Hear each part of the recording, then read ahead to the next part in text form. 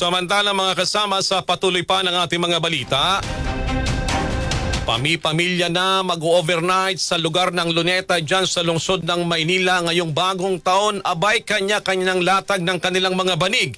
May detalye ng balita si Rajuman Joyce Adra. Joyce.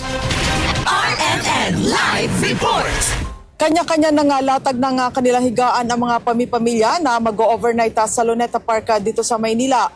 Kasabay ito ng gagawing programa sa Luneta Park sa pagsalubong sa bagong taon.